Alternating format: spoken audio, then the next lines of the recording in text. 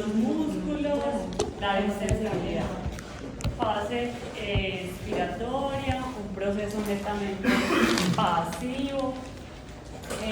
No existe el músculo responsable del inicio de esta, pero se inicia por el concepto de elasticidad pulmonar.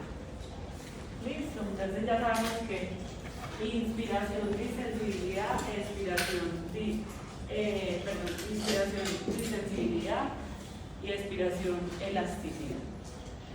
Entonces, dentro de los músculos que utilizamos en la expiración, los productores de la fase no existen, los facilitadores de la fase tenemos los intercostales internos y los accesorios, el abdominal, el recto anterior, el oblicuo, el transverso, el triangular, del esternón. Listo.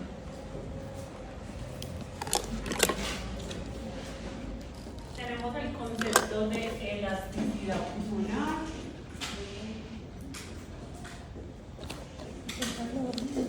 Sí, aquí sí. Aquí choque, Esa es la propiedad que tiene el cuerpo de recobrar su forma original sin deformarse. Entonces pasa lo mismo que cuando tomamos aire profundo, inspiramos, expiramos y nuestro diafragma vuelve a su forma original sin deformarse. Es un proceso que se da netamente pasivo, generando como un retroceso elástico. Esto se explica desde la ley de Hooke. Cuando un cuerpo sometido a una unidad de fuerza, se estirará una unidad de longitud y a eso se le llama retroceso elástico. ¿Listo? Ligado netamente a la expiración y al retroceso elástico.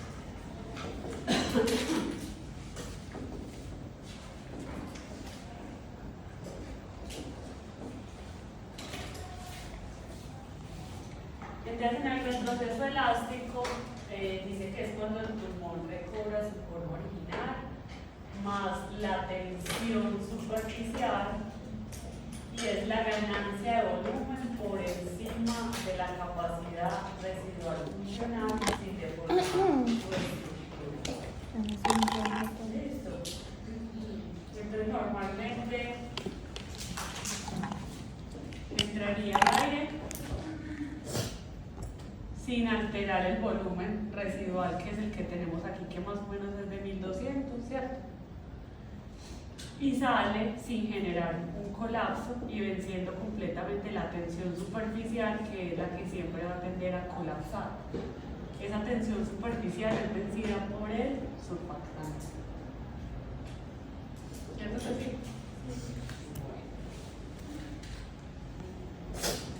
La fase expiratoria también tiene unas fases que dice que para que se produzca la fase expiratoria de diferentes condiciones, uno, que la diferencia de presión de la fase inspiratoria se iguale a la presión atmosférica y desaparezca la fase inspiratoria.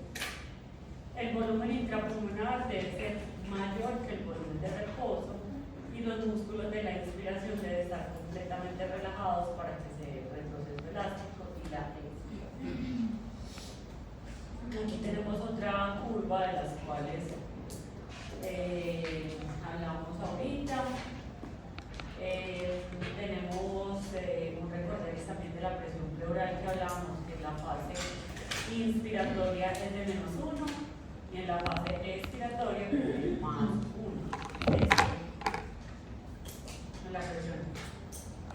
La presión transpulmonar es definida como la diferencia entre la presión alveolar y la presión de la pleura.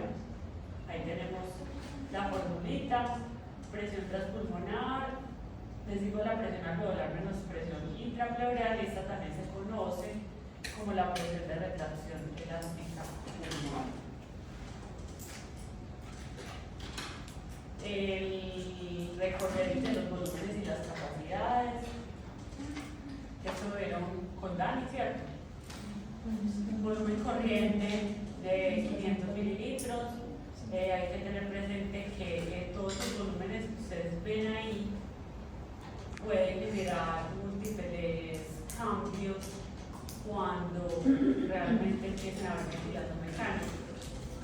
O sea, es un supuesto decir que nosotros tenemos un volumen corriente de 500 mililitros.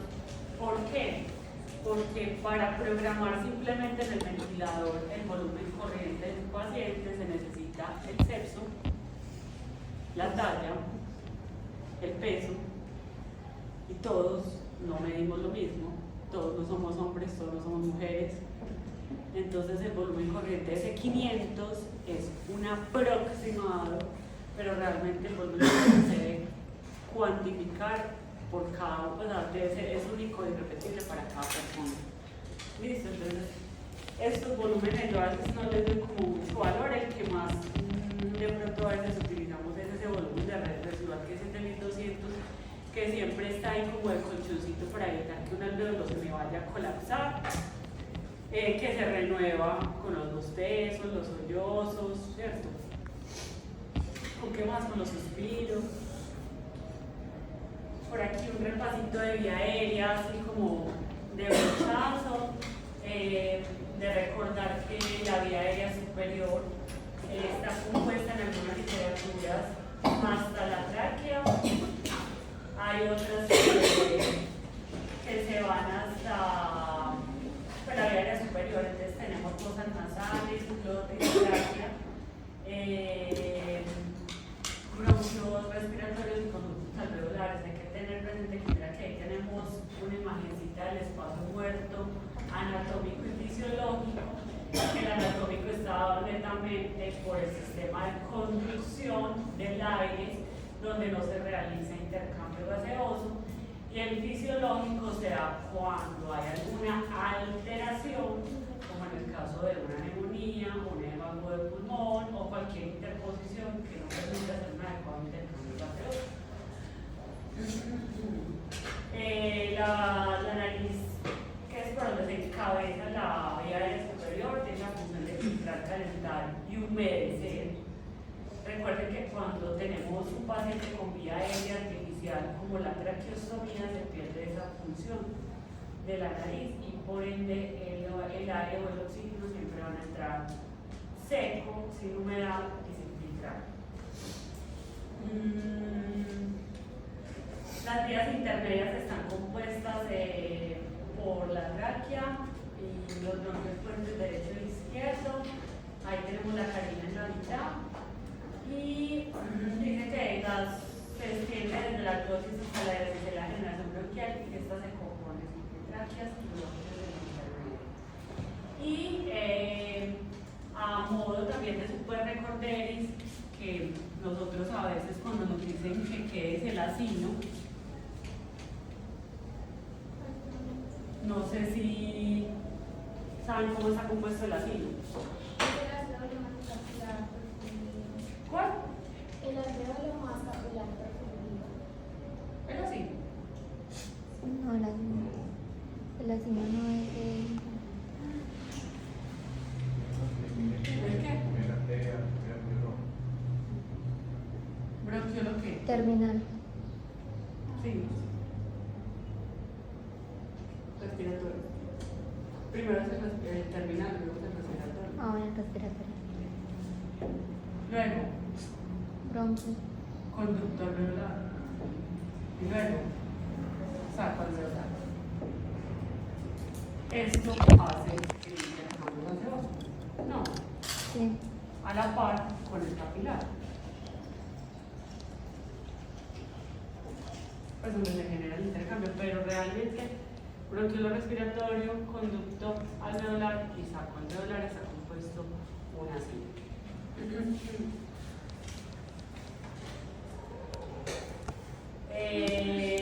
Las generaciones bronquiales de la 0 a la 23, entonces tenemos tráquea, bronquios puente derecho e izquierdo, compuesto por cartílagos y glándulas bronquiales, bronquiolos no respiratorios y respiratorios, conducto alveolar y finalmente el saco alveolar de la unidad. A partir de la 16 a la 23 generamos intercambio gaseoso. De ahí para allá, espacio muerto, anatómico. De ahí para arriba.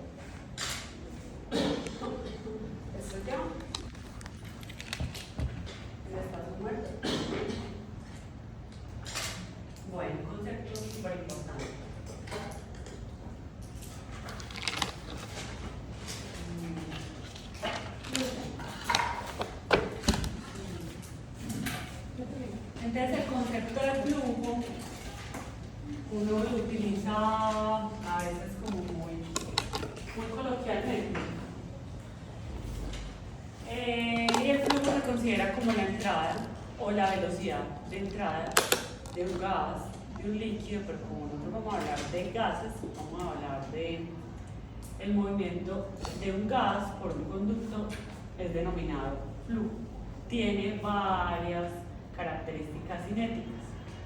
Dice que el gas físicamente uniforme, las presiones parciales de área varían de acuerdo con la concentración de gas o de líquido, moléculas en constante movimiento a una temperatura constante son las características, las moléculas se comportan como esferas elásticas, existe un recorrido medio para un gas dado a una temperatura y una presión y dependen netamente, que eso me parece muy importante, de la velocidad y del radio.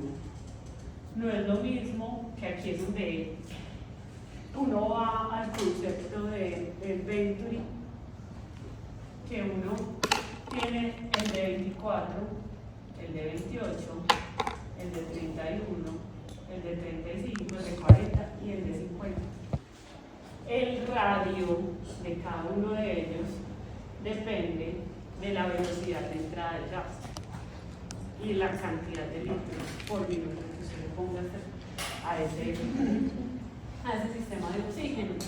Entonces, el flujo siempre va a ser la velocidad de entrada de un gas, que depende de la velocidad y del radio.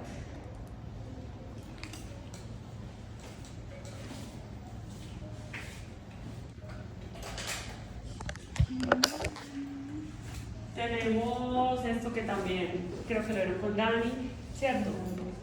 No. ¿Con quién? En biofísica, los tipos de flujos, laminares, transicional y turbulento.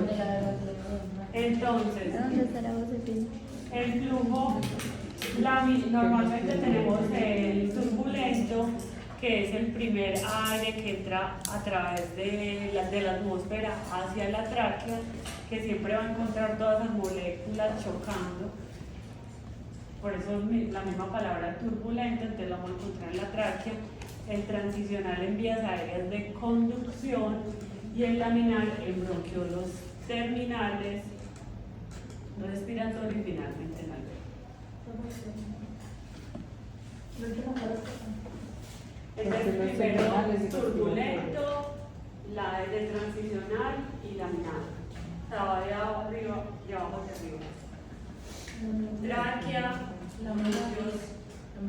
vías aéreas de conducción, bronquiolos terminales, respiratorios y alveolos.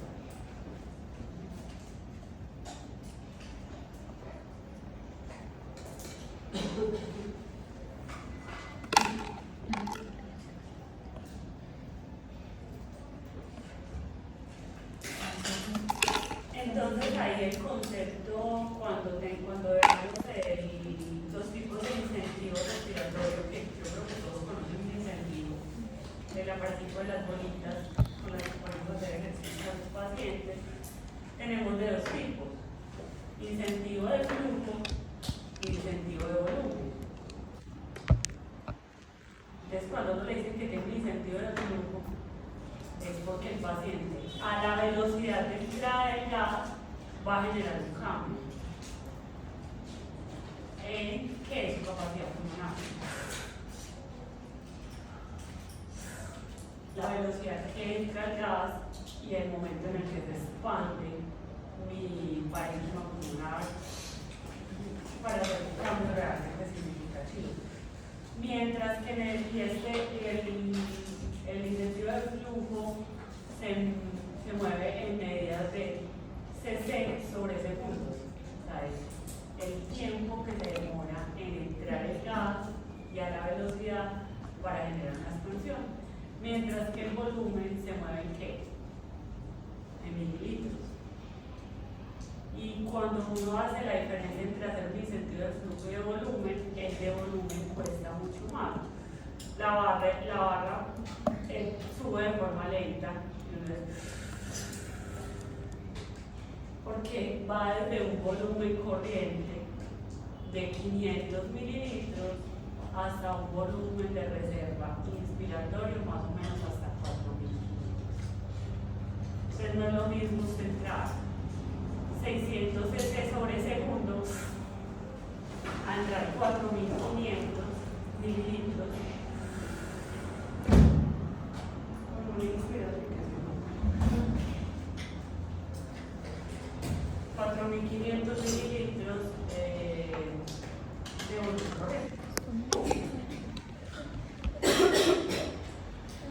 Concepto de resistencia.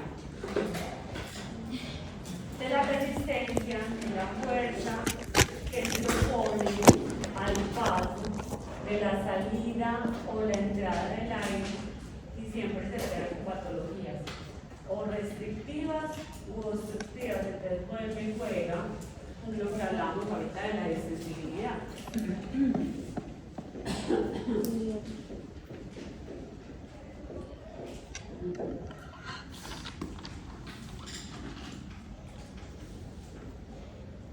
¿Qué podría aumentarme la resistencia a la entrada del aire?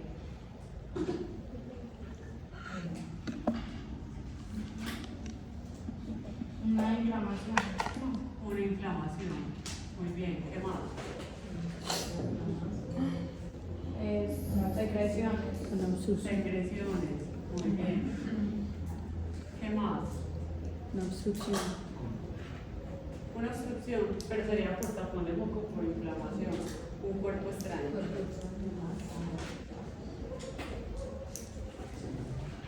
Una masa.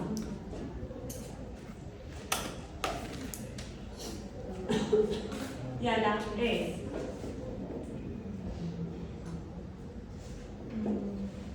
También un cuerpo extraño.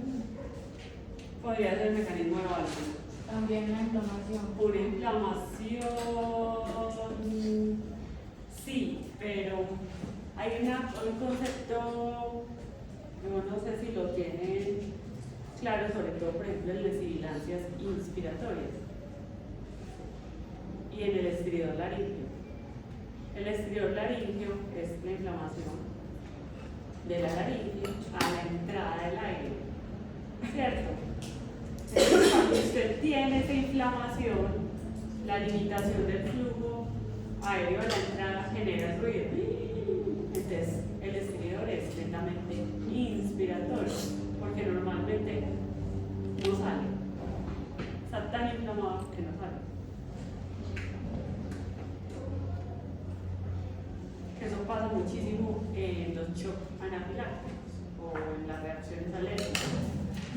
Se genera el edema y por obligación se genera el signo universal de lo base o de atragantamiento. Usted siente que no le entra. Y la salida, usted no piensa en la salida, usted piensa es que realmente tenga la entrada del aire. Por eso se genera en la y en la expiración casi siempre es por tapón mucoso.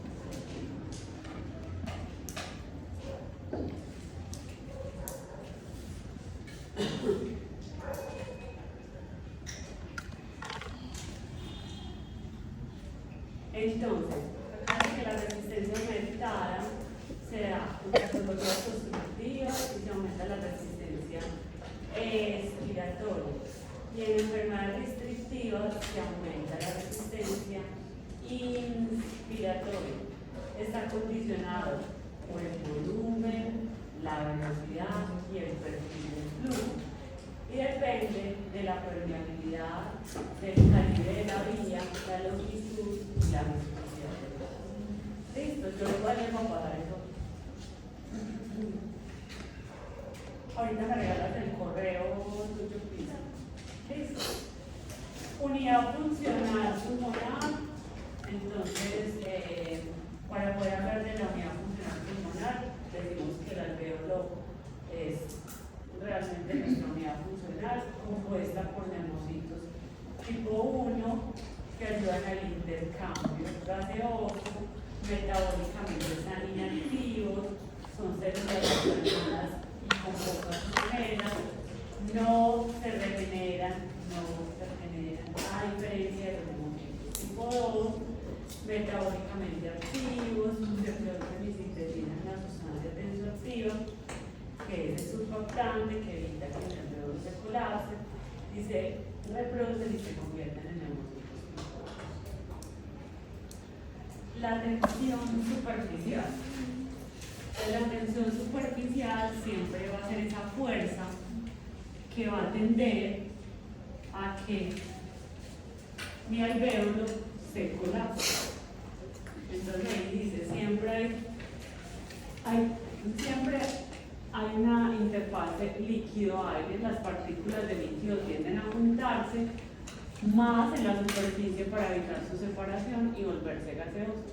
En el sistema respiratorio, ahí en este sistema tienden a colapsar el alvéolo. El surfactante es el encargado de disminuir la tensión superficial. Entonces, este es mi alvéolo. Siempre va a existir esa fuerza que va a tender a que él se colapse, que son esas partículas de agua, para que se genere mi atelectasia. Pero ¿quién vence la tensión superficial? El surfactante. ¿Quién más vence la tensión superficial fuera del surfactante?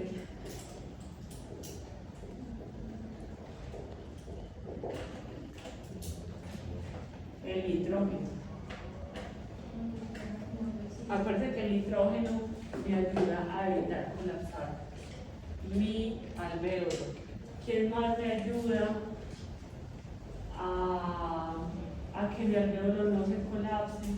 La ventilación colateral. ¿Sí se acuerdan de la ventilación colateral? Sí.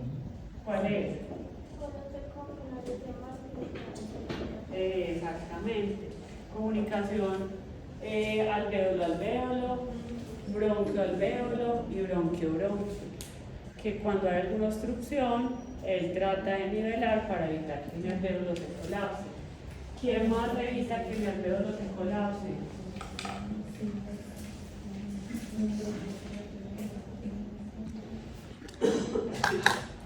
Aquí el concepto de ventilación colateral.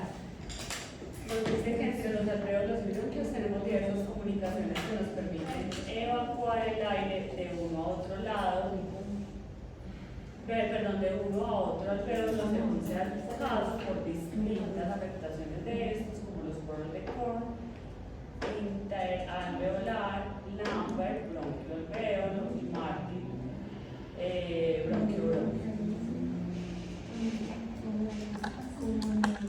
Entonces, aquí lo que estamos preguntando, ¿qué factores facilitan mantener la apertura alveolar? Entonces ya tenemos el primero, surfactante, nitrógeno, ventilación colateral, el volumen residual, que habíamos hablado de que es 1200 aproximadamente.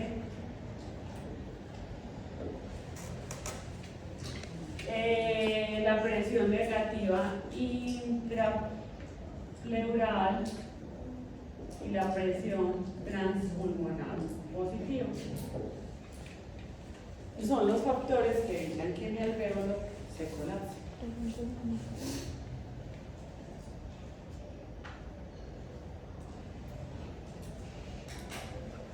Entonces, dentro de los conceptos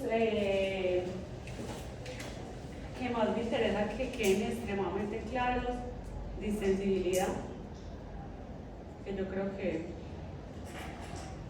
quedó claro cuándo se aumenta, cuándo se disminuye, en qué patologías restrictivas, en cuáles obstructivas, en cuáles ganancia de volumen en cuanto higiene bronquial y desatrapamiento aéreo, el concepto de elasticidad que va ligado netamente a la expiración, al retroceso elástico y a que se dé el proceso pasivo en la expiración donde el diafragma vuelve a su posición normal.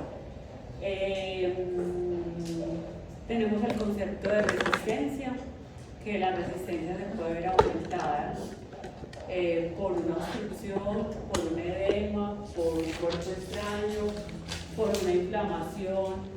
Listo. El concepto de flujo, la velocidad de entrada de un gas, que depende netamente de la velocidad y de quemado y del radio, exactamente. El concepto de ¿qué más le escapa? Resistencia, flujo, volumen.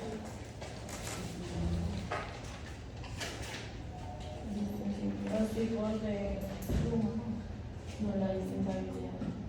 No, exactamente.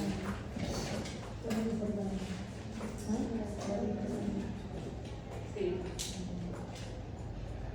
Que son demasiado importantes realmente dentro de la mecánica de la ventilación. Si tenemos claros estos conceptos, probablemente